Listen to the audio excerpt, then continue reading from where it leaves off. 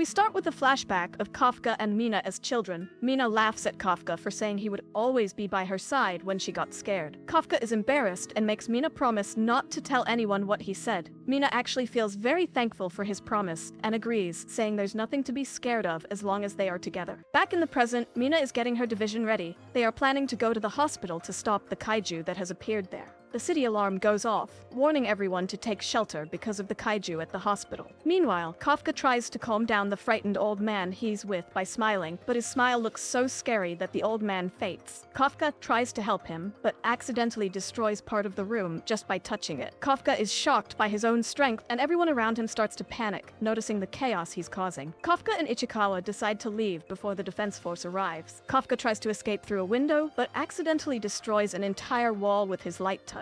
As they jump out, Kafka launches himself much farther than he expected because of his new, uncontrolled strength. Ichikawa tries to understand what's happening, wondering if Kafka might actually be turning into a kaiju. Kafka isn't sure what's happening to his body. Suddenly, a parasite appears from his mouth and eats a bird near them. Ichikawa is worried about what else could go wrong. Kafka then embarrassingly admits he needs to use the bathroom. Trying to hold it in becomes too much for him, and he ends up peeing out of his nipples, which adds to his embarrassment. Ichikawa tells Kafka they have more serious things to worry about. Kafka wonders if he can still join the defense force, but Ichikawa points out that they usually eliminate what he is turning into. Kafka realizes the gravity of his situation. They head to a restricted area to hide, sensing something approaching from underground. An explosion in the city signals another kaiju attack. Kafka realizes it's the same type that attacked them earlier. They hope the defense force will handle it so they can stay hidden. Meanwhile, a girl cries as her mother is trapped by the rubble. The mother tells her daughter to run, but it's too late. Just then, Kafka arrives and punches the kaiju so hard that even he is shocked. The girl is initially scared of Kafka, but he tries to reassure her, though his smile scares her even more. Kafka rescues her unconscious mother. The kaiju comes back, and Kafka prepares to hit it with all his strength. He destroys the kaiju completely with one punch, creating a blood rain. Kafka tells the girl that the defense force will be there soon, and it's safe for her now. The girl thanks Kafka, reminding him of when Mina thanked him. He imagines a future where he fights alongside Mina. Kafka shows his human face again, and decides he must stand by Mina's side, despite the risks. The defense force arrives, shocked at the scene of the obliterated kaiju. Mina asks the girl to explain everything. The girl, still shaken, asks Mina to promise not to hurt the good kaiju, the one that saved her mom. Mina is confused and shocked. 3 months after the incident, the news reports that the defense force has named the unknown kaiju number 8, based on drawings from witness testimonies. Everyone at Kafka's cleaning company assumes that the kaiju is probably already dead. Ichikawa arrives at work, thinking about how Kafka became the first kaiju to escape the defense force. Now, every defense force officer in the country is looking for him. Their boss announces that Kafka and Ichikawa received something in the mail. The other workers reminisce about how they used to cheer Kafka up each year after he failed the defense force exam. Ichikawa checks his letter and finds out he passed the first round of the defense force selection exams. He's excited and decides to peek at Kafka's results too. To his delight, Kafka passed the first round. Ichikawa rushes to tell Kafka the good news, but he finds Kafka in his kaiju form. Kafka quickly changes back, although he doesn't fully transform. Ichikawa warns him to be more careful since he was just on the news. They recall how they lied about the details of the incident when they return to the hospital shortly afterward. Ichikawa is surprised that Kafka isn't more excited about passing the exams. Kafka explains that he always fails in the second round of exams. Ichikawa reminds him that the second round will have many officers around, which could be dangerous for Kafka if he's recognized as a kaiju. Despite the risks, Kafka is determined to take the exam, saying he's been working hard for the last 3 months, and this is his last chance since he's 32. They agree to face the exams as rivals. Kafka tries to drink something, but accidentally transforms and destroys the water bottle, which make Ichikawa rethinks his encouragement. Kafka is relieved he passed the first round and declares it's time for his revenge match against the second round of exams. 10 days later, they arrive at the Defense Force's Tachikawa base for the exam. The base is larger than others and shared with the Self-Defense Force garrison, making it extra dangerous for Kafka. If he transforms, he could be eliminated instantly. While checking in early, Kafka is distracted by a girl who calls him an old man and tells him to move his truck because she wants to park in spot number 55, her lucky number. Kafka refuses, noting there are many other spots available.